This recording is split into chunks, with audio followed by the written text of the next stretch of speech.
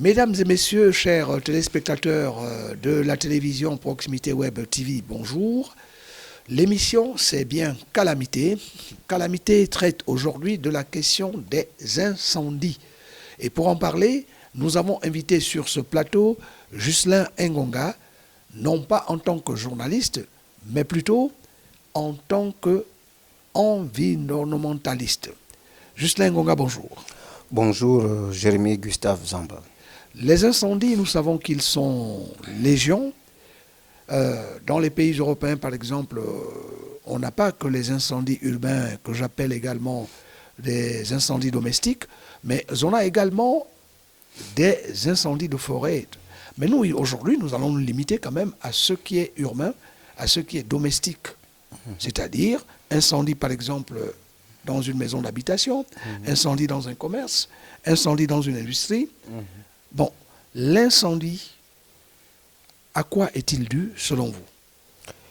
Effectivement, merci d'abord de me recevoir sur ce plateau pour en parler, puisque ce sont des faits récurrents au Gabon. Je prendrai par exemple le cadre des quartiers populaires. Il y a des gens qui vivent sous le seuil de la pauvreté, qui utilisent certaines espèces telles que la bougie, les lampes tempêtes. Et il y a d'autres qui ont des installations de courant anarchique. Il y a d'autres qui laissent par leur ignorance ou bien leur méconnaissance, pourquoi pas dire leur irresponsabilité, les marmites au feu. Et à la fin, quand il laisse la marmite au feu, ou il est allé suivre la télévision, la marmite, ça finit par incendier la maison. Donc, autant de facteurs ou autant de causes d'incendie que nous enregistrons le plus souvent au Gabon. Lorsqu'il y a un incendie, Ghislain, il faut tout de suite parler au plus pressé, si on peut dire. Et donc, le plus souvent, on appelle les sapeurs-pompiers. Alors, est-ce que vous pensez que cette intervention des sapeurs-pompiers est souvent faite à temps? Sinon, qu'est-ce qui se pose comme problèmes principaux? Problèmes principaux, pour ne prendre que le cas des villes où les sapeurs-pompiers existent, parce qu'il faut d'abord partir du principe que cette unité de feu n'est pas implantée dans toutes les provinces du pays. Mais pour prendre que le cas du Grand Libreville, par exemple, c'est-à-dire Libreville, Ovendo, Ntoum et voilà, le Cap. Et le Cap qui constitue le Grand Libreville. Le Grand Libreville, À partir de ce, par rapport à votre question, parfois les torts sont partagés entre les forces, ces unités de feu et les populations. Il y a un problème de facteurs. Parfois les populations n'appellent pas ces gens-là tant. Beaucoup de populations n'ont pas les numéros des forces de sécurité, n'ont pas les numéros des pompiers. C'est après incendie que peut-être c'est le voisinage qui appelle. Et quand ils arrivent tard. Il y a le cas des constructions anarchiques. Oui. Les constructions anarchiques bloquent parfois le passage parce que les pompiers peuvent être là, mais s'il arrive qu'une maison qui est construite peut-être à 500 mètres de la voie principale de la route et qu'il n'y a pas accès à l'intérieur, il faut comprendre que cette maison-là sera brûlée. Aussi, par mon investigation, il y a de cela 1 ou 2 ans, j'étais passé à l'état-major des pompiers qui est situé au boulevard Jean-Paul II à Libreville. Oui. Et ces gens, nos agents de feu m'ont donné un certain nombre de facteurs qui font en sorte que soit ils arrivent en retard, soit il y a tous ces problèmes que je venais à peine d'évoquer. Parfois, il y a des gens qui les embêtent, c'est-à-dire les enfants, il y a des personnes qui ont des téléphones fixes et qu'il arrive souvent que les enfants les appellent. Et quand les enfants les appellent, malheureusement, quand il y a un véritable problème s'oppose, ils pensent toujours que ce sont les enfants qui les embêtent. D'où un peu leur arrivée tardive dans les lieux d'incendie. Et aussi un autre facteur, puisque vous allez voir qu'il y a eu la construction des pompes, on peut appeler ça comme ça. Oui. Les pompes un peu dans certains sites. On appelle les bouches d'incendie. Les bouches d'incendie, effectivement. Oui. Merci du mot. Ces bouches d'incendie, sur 10, aujourd'hui, on ne peut plus voir 10. Il reste peut-être 2. Donc les autres ne sont plus fonctionnels ou parfois n'existent plus. Ce qui peut causer aussi ce déficit en matière d'eau à partir de ça. Bon, le Gabon n'est pas seulement ici dans le Grand Libreville. Il faut aussi jeter un regard à l'intérieur du pays. Bon, à l'intérieur du pays, sur 9 provinces, on peut compter que 5 sont... c'est 5 provinces qui bénéficient de cette unité de feu, c'est-à-dire Libreville, Port-Gentil, Franceville et OIM aujourd'hui. Donc, vous voyez un peu que le reste des chefs-lieux de province, pour l'instant, ne sont pas encore dotés de cette unité de feu, qui est préoccupant ou préoccupante à ces populations toujours sinistrées par ce phénomène d'incendie. Ghislain Ngonga, c'est bien d'avoir noté tout cela, mais nous voulons revenir un peu sur les problèmes d'urbanisation. Est-ce que le phénomène de l'urbanisation n'est pas également une cause qui facilite la propagation, par exemple, des flammes lorsqu'il y a un incendie quelque part? Bien sûr, puisque c'est parmi les facteurs. C'est vrai que je ne l'ai pas cité au début. Le problème d'urbanisation fait partie de ces facteurs, de ces incendies qui font rage. Parce que quand on dit déjà l'incendie, rage, ça veut dire que c'est plus une maison. Le feu a commencé sur une maison et ça se propage à côté des autres maisons qui sont proches. Donc, c'est aussi un phénomène d'urbanisation. C'est vrai que l'État fait des efforts, ou bien l'État a déjà fait des efforts dans ce sens, mais malheureusement aussi, certaines populations contestent de ce phénomène, des politiques publiques en matière d'urbanisation. Parce que pour certains, si par exemple c'est le père, la mère qui a construit, je prends un cas d'espèce d'un quartier, qui a connu des incendies meurtriers au cours de cette année en cours, c'est le quartier Cocotier. Vous vous souvenez qu'au début d'année, il y a eu l'incendie et 5 personnes qui sont décédées.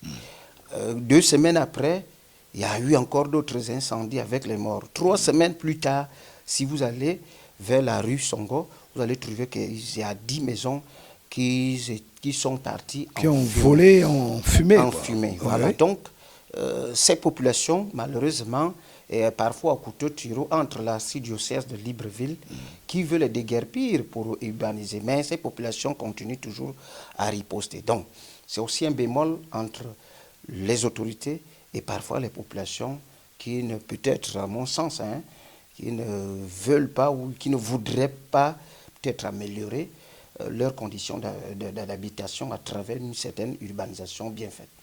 C'est aussi des conditions de vie et d'existence. Voilà, c'est aussi des conditions de vie et d'existence qui font à ce qu'il y ait la majorité des maisons construites à base de vieux matériaux datant.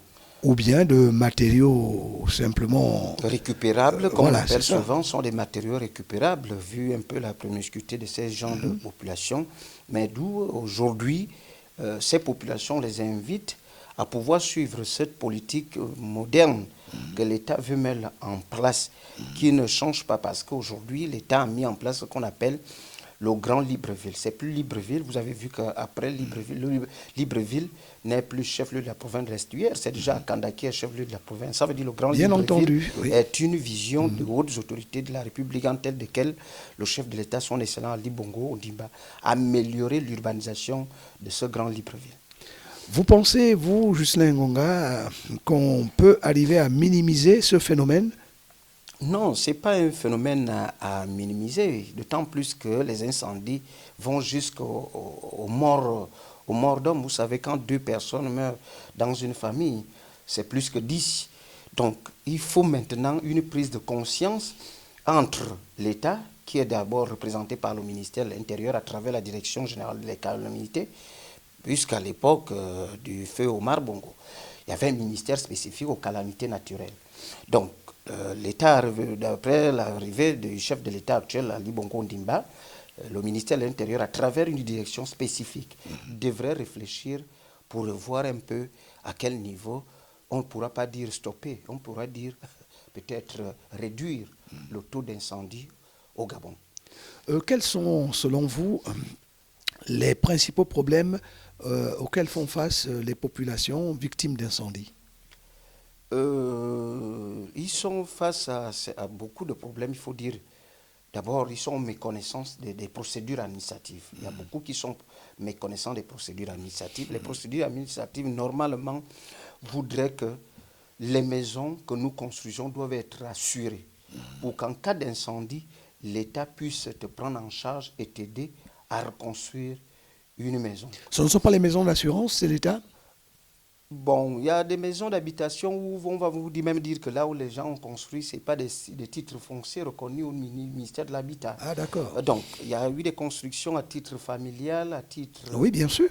coutumier. Les gens sont venus à Libreville. Mais c'est plus de Donc, 99%. ces maisons-là sont beaucoup plus. Mais vous allez constater que si c'est des incendies commerciaux, qu'est-ce que j'entends, les incendies commerciaux qui touchent les établissements commerciaux, oui. l'État est dans l'obligation de rembourser à travers les maisons d'assurance, donc l'établissement est assuré. Vous voyez souvent quand il y a des émeutes post-électorales au Gabon, les populations font toujours à toucher, à incendier ces maisons, mais qu'est-ce qu'ils font? Ils portent plainte puisqu'ils payent les taxes, ils payent ceci, c'est cette méconnaissance. Parce que lorsque votre maison est assurée, vous pouvez peut-être concevoir que vous aurez au moins 95% de la part de l'État à vous rembourser, tout en constituant tous les papiers y afférents. Alors, maintenant que nous sommes dans une situation comme celle-là, par exemple, vous avez peut-être échangé, vous, en tant qu'environnementaliste, avec des populations victimes. Je crois qu'elles ont dû vous dire beaucoup de choses. Lesquelles, par exemple?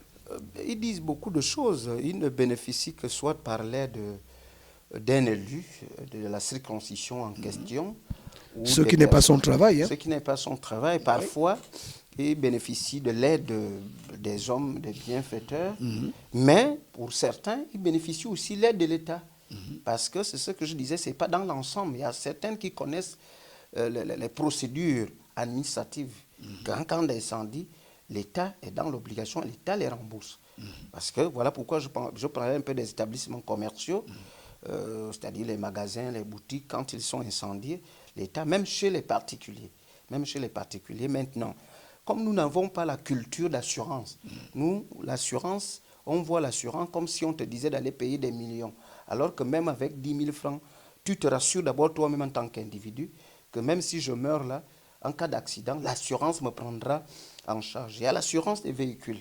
Même en cas d'incendie, puisqu'il n'y a pas que les maisons, il y a aussi des véhicules qui prennent feu. Si vous n'avez pas d'extincteur dans votre véhicule et qu'il y a des fils qui s'accrochent et puis votre véhicule prend feu. S'il y a un court-circuit, par exemple. S'il y a un court-circuit, par exemple, on a déjà vu tant ça. Mais si votre véhicule n'est pas assuré, il sera difficile que la maison d'assurance puisse vous rembourser. Donc, c'est la même chose dans nos maisons d'habitation. Donc, chaque population, chaque responsable d'une maison devrait assurer sa maison pour que après, en cas d'incendie ou en cas d'autres inondations ou catastrophes ou calamités, l'État pourra répondre à ces préoccupations. Alors, vous avez quelque chose, un message par exemple, à adresser rapidement, en très peu de mots, à vos compatriotes? D'abord au niveau de l'État, notamment au niveau du ministère de la Défense nationale, d'intensifier d'autres commissariats des pompiers à l'intérieur des villes qui ne sont pas encore telles qu'Amouila, Makokou, Chibanga, Kulamotu, Lambaréné, mais au niveau du Grand Libreville, déconcentrer ces commissariats, en fait, en les déconcentrant, en construisant les commissariats d'arrondissement, comme la police, pour que les pompiers soient plus proches des populations et qu'on n'en parle plus, qu'ils sont arrivés en retard comme cela, et reste déjà un proverbe que le pompier vient toujours en retard. Voilà, mesdames et messieurs, chers téléspectateurs de la télévision Proximité Web TV, c'était là le mot de fin de notre invité Ghislain Ngonga, journaliste. Nous vous remercions d'avoir été des nôtres. À très bientôt.